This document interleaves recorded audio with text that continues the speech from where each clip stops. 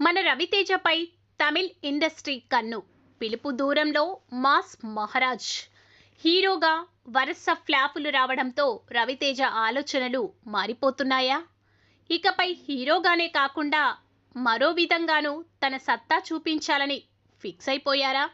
ఇన్నాళ్ళు టాలీవుడ్లోనే మాస్ జాతర చూపించిన రవితేజ ఇకపై పక్క ఇండస్ట్రీలోనూ పాగా వేయాలని చూస్తున్నారా? అసలు మాస్ రాజా ప్లానింగ్ ఏంటి? ఆయన ఏం చేయబోతున్నారు?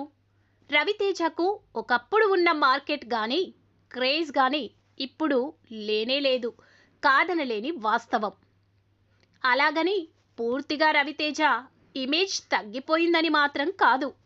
మాస్ రాజా ఓ తమిళ సినిమాలో నటించబోతున్నారన్ను ప్రచారం జరుగుతుంది. అదేంటో కాదు, సూర్య 45. ఆర్జే బాలాజీ ఈ సినిమాకు దర్శకుడు.